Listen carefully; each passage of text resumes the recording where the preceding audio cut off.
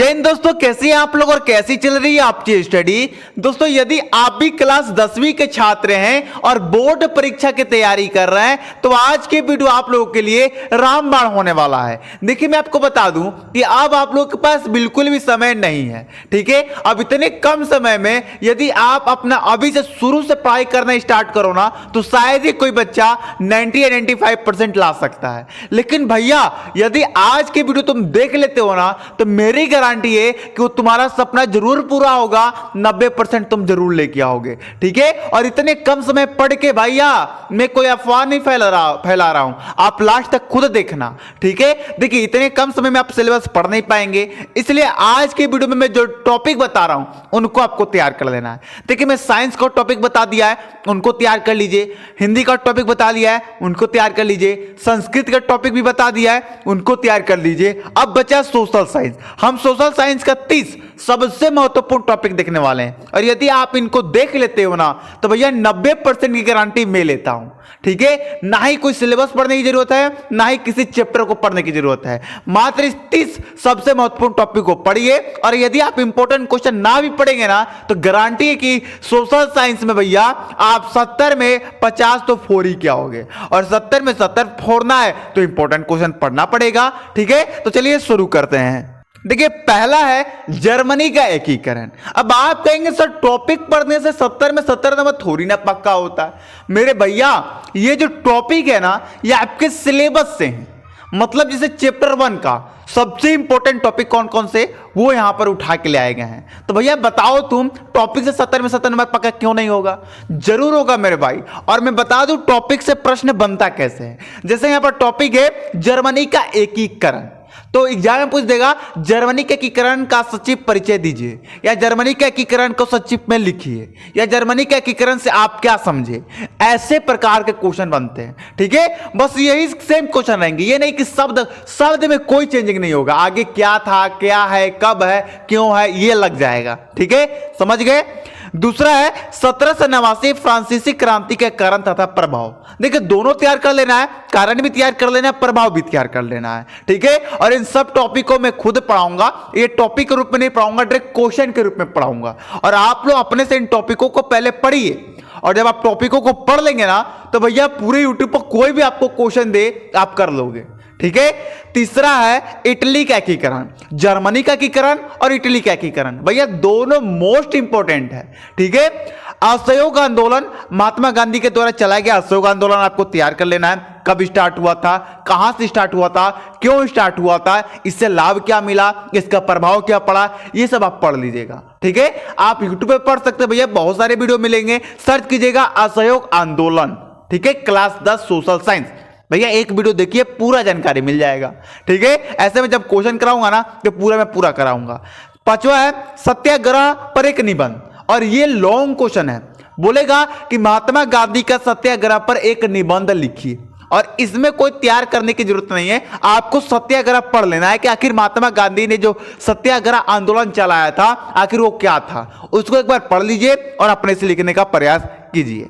ठीक है, चलिए महाबंदी के कारण तथा प्रभाव, यह भी आपको तैयार कर लेना है, और आपको कमेंट करके बताना है कि महाबंदी कब से आरंभ हुआ था, किस सन से आरंभ हुआ था, ये आपको कमेंट करके बताना है। ब्रिटेन वुड्स संस्थान समझौता, ये भी इंपॉर्टेंट भैया क्वेश्चन है, इनको भी तैयार कर लेना है। ये जब मैं बताऊं, जब मैं पेपर दिया था ना तो ये वाला क्वेश्चन आया था, और मैं इसे तैयार नहीं करके गया था। मुझे ये क्वेश्चन मिला नहीं, उस टाइम ये अनइम्पोर्टेंट था, मतलब इंपॉर्टेंट नहीं था ये। ठीक है, तो मैं इसे तैयार करके नहीं गया था। अब मेरे सामने जब एक पढ़ाना कह रहे भैया ये तो क्वेश्चन मेरे सामने आया था और मैंने इसे हटा दिया था क्योंकि ये अनइम्पोर्टेंट था। तो भैया अब ये इंपॉर्टेंट हो चुका है, क्योंकि जब से मैंने एग्जाम दिया ना उस साल से ये लगातार आ रहा है। ठीक है, पहाड़ी क्षेत्र में मृदा अपरदन तथा रोकथाम, यानी कि देखिए मृदा अपरदन आपको पढ़ ही लेना है, और प्लस में ये भी पढ़ना कि पहाड़ों में मृदा अपरदन कैसे होता है और उसको रोकने के लिए क्या व्यवस्थाएं की जाती हैं। ठीक है, चलिए जैव तथा अजैव संसाधन आपको पढ़ ही लेना है, इससे आपका क्वेश्चन आता ही आता है। या तो इन दोनों के बीच अंतर बोल देगा, या दोनों का परिभाषा बोल देगा, या इन दोनों से आपकी एग्जाम में बहुकल्पीय रूप में प्रश्न आ सकता है। ठीक है, तो इनको तो पढ़ ही के जाना है। 10वां है जैव विविधता, और जैव विविधता ये भी इंपॉर्टेंट टॉपिक है, इसको भी आप वेरी वेरी इंपॉर्टेंट लगा के रखना, ठीक है। मृदा अपरदन, अब ये भी बताना पड़ेगा क्या आपको कि मृदा अपरदन कितना ज्यादा इंपॉर्टेंट है, इसको तो तैयार करना ही करना है, ठीक है। 12 नंबर है 3 राज्यों के नाम बताइए। आपको 3 ऐसे राज्यों के नाम बताना है जहां काली मृदा पाई जाती है, ठीक है। कौन सी फसल उगाई जा सकती है काली मिट्टी में, तो आपको कमेंट करके बताना है कि भैया बताओ काली मृदा में, काली मृदा मतलब मिट्टी, काली मिट्टी में कौन सी फसल ज्यादातर उगाई जाती है, आपको कमेंट करके बताना है, ठीक है।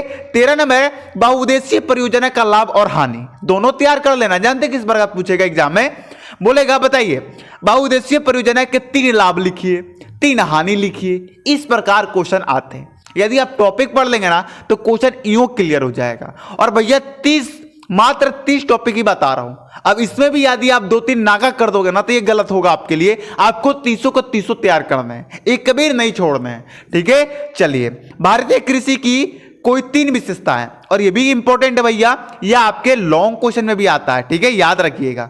कृषि के 3 प्रमुख समस्याएं, बहुत सारी समस्याएं भैया, आप उसमें से 5 याद कर लीजिएगा, क्योंकि यहां पर 3 तो ज्यादातर पूछा गया है। कौन जानता भैया, दिमाग बोर्ड वालों को घुमा बोल देगा कृषि के 5 प्रमुख समस्याएं लिखिए, तो आपको 5 कम से कम, हर चीज 5, किसी भी चीज का 5 विशेषताएं तैयार करनी है और 5 समस्याएं तैयार करनी है। जैसे यहां पर बोला है ना भारतीय कृषि की कोई 3 विशेषताएं, तो आपको 3 नहीं 5 विशेषताएं याद कर लेनी है, ठीक है। चलिए, ऐसे 3 ही पूछता है ज्यादातर। चलिए, 16 नंबर है परंपरागत तथा गैर परंपरागत ऊर्जा संसाधन, बहुत इंपॉर्टेंट है। और ये जो है ये मेरे साल भी पूछा गया था, जब मैं पेपर दिया था ना तो ये आया था मेरे भाई, मुझे अभी तक याद है जो जो क्वेश्चन आया था, एक एक क्वेश्चन में बता सकता हूं कि हाँ ये मेरे पेपर में आया था, ठीक है। क्योंकि भैया मैं जानता हूं आप जिस आप पद पे हो ना, उस पद से मैं गुजर चुका हूं और मैं आपकी स्थिति में समझ सकता हूं। आपके अंदर वो हुलचल, आपके अंदर वो टेंशन, वो मैंने सब कुछ झेल लिया है मेरे भाई। पहली बार है ना आपका, तो आपको थोड़ा टेंशन होगा, लेकिन जब आप एक बार पेपर दे दोगे ना तो आप यही कहोगे ये क्या सर, ये था बोर्ड एग्जाम, ये तो हम यूं दे देंगे। तो भैया थोड़ा टेंशन है, टेंशन को दूर करिए, पढ़िए मन लगा के। आप पेपर देने जाइएगा तो आपको वहां पर कोई मार नहीं देगा, आपकी कोई जान नहीं ले लेगा, ठीक है। तो आप निश्चिंत होकर पढ़िए।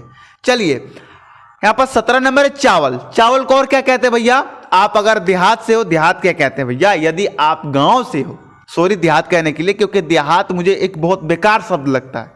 ये देहात क्या होता है भैया, हम गांव के लोग हैं, हम भी गांव के हैं। मैं आपको कभी अपना घर दिखाऊंगा, बगल अगल सब खेत है, ठीक है। तो भैया हमारे गांवों में चावल को कुछ लोग धान बोलते हैं, धान से ही चावल आता है, ठीक है। तो चावल की खेती के लिए भौगोलिक परिस्थितियों का वर्णन कीजिए, ठीक है, यहां पर ये कर लेना है। ऊर्जा के गैर परामर्श सूत्र ये भी तैयार कर लीजिए, यहां से एमसीक्यू क्वेश्चन बहुत ज्यादा आते हैं, ठीक है। एमसीक्यू, ऑब्जेक्टिव, बहुकल्पी, तीनों एक ही होता है, ठीक है, आप इनमें फर्क मत समझिएगा। सड़क परिवहन के 3 गुण लिखिए, बहुत इंपॉर्टेंट है, सड़क परिवहन के 3 गुण लिखना है, ठीक है। 20 नंबर है परिवहन तथा संचार किसी देश के अर्थव्यवस्था पर क्या प्रभाव डालते हैं। अरे भैया परिवहन और संचार किसी भी देश के अर्थव्यवस्था को आगे बढ़ाने में बहुत बड़ा योगदान देते हैं। ये आपको डीपली में पढ़ना है क्योंकि ये लॉन्ग क्वेश्चन है, ठीक है, तो आपको बढ़िया से पढ़ना है। चलिए, जो हमारे और बचे हैं 10 उनको भी देख लेते हैं। 21 नंबर क्वेश्चन है, क्वेश्चन क्या, टॉपिक बोलो, टॉपिक क्या, क्वेश्चन बोलो, कोई बात नहीं, आप कुछ भी बोल सकते हो, ठीक है। 21 नंबर है गठबंधन सरकार। आपसे बोलेगा गठबंधन सरकार क्या होता है, गठबंधन सरकार से देश पर क्या प्रभाव पड़ता है। आखिर आपको जब मालूम रहेगा कि आखिर गठबंधन सरकार है क्या, तो गठबंधन से रिलेटेड कोई भी क्वेश्चन आएगा ना तो आप कर लोगे। और यही टॉपिक का अहम रोल होता है आपके एग्जाम में बूस्टर रिजल्ट लाने के लिए, ठीक है। चलिए, 22 नंबर है संवाद। संवाद क्या होता है, संवाद से आप क्या समझते हैं, ये ऐसे क्वेश्चन बनेंगे। 23 नंबर है 1992 के संविधान संशोधन के पहले और बाद के स्थानीय शासन के 2 महत्वपूर्ण अंतर हैं यहां पर लिखा गया है, अंतर लिखिए, इस प्रकार आपके पेपर में आएगा। भारत में विधायिकाओं में महिलाओं के प्रतिनिधियों का स्थिति क्या है, बहुत इंपॉर्टेंट है, वेरी वेरी इंपॉर्टेंट, इसे आप लगा लीजिएगा, इसको तैयार करके ही जाइएगा, ऐसा तो 300 के 300 मोस्ट इंपॉर्टेंट है। जातिगत असमानताएं, अब आप जानते हैं भैया कि आज भी आप तो आजकल तो बहुत कम हो गया जातिगत असमानता है, मतलब किसी को नीचे जाति समझना, किसी को उच्च जाति समझना, लेकिन पहले ये बहुत होता था, लेकिन अब बहुत कम हो चुका है। ठीक है, तो इसके बारे में आपको पढ़ना है। यदि आप इसके बारे में पढ़ेंगे ना तो देखिए क्या होता है ना, एक शिक्षित लोग होता है, एक अशिक्षित लोग होता है। देखिए बुरा मत मानिएगा, मैं कह रहा हूं शिक्षित लोग जो होते हैं वो साइंस पर विश्वास करते हैं। ऐसा मैं नहीं कह रहा हूं कि वो अपने धर्म पर विश्वास करते हैं कि नहीं, वो करते हैं, लेकिन वो जिस चीज में विश्वास करते हैं ना उसके पीछे एक लॉजिक होता है। ठीक है, और जो अशिक्षित लोग होते हैं, ठीक है, जो धर्मों के बीच में लड़ाई लड़वाते हैं या जाति को नीच ऊंच समझते हैं, तो वो भैया अशिक्षित लोग का पहचान है। इसीलिए हमारे सामाजिक विज्ञान में जातिगत असमानताएं पढ़ाया जाता है कि आप भी इससे दूर रहो, सबको एक समान समझो, सबको भाई भाई समझो, सबको एक भाव से देखो। ठीक है, चलिए किसी को बुरा लगा होगा तो माफ कीजिएगा, मैं ऐसे तो ये सब बात करता नहीं हूं वीडियो में, लेकिन भैया आप पढ़ रहे हो तो आपको ये समझना जरूरी है। जब हम एक साथ लेकर चलेंगे ना, चलेंगे हम एक साथ, तो हमारा देश बहुत आगे जाएगा। ठीक है, एक साथ हमें चलना पड़ेगा। क्लियर है? चलिए 26 नंबर है, विकास मापने का यूएनडीपी का मापदंड किन पहलुओं में विश्व बैंक के मापदंड से अलग है? बहुत इंपॉर्टेंट है और ये लॉन्ग क्वेश्चन माना जाता है। 30वां आपको दिख रहा होगा, लोकतंत्र के सम्मुख प्रमुख चुनौतियां, संगठित कार्य और वैश्वीकरण, वेरी वेरी इंपॉर्टेंट, ये भी मेरे एग्जाम में आया था। ठीक है, उपभोक्ता का शोषण, और ये तो भैया वेरी इंपॉर्टेंट है, ये आएगा तो लॉन्ग क्वेश्चन में ही आएगा। तो दोस्तों ये रहे आपके 30 most important question for social science of the board exam के लिए। ठीक है, चलिए दोस्तों मिलते हैं अगली वीडियो में। जय हिंद, जय भारत।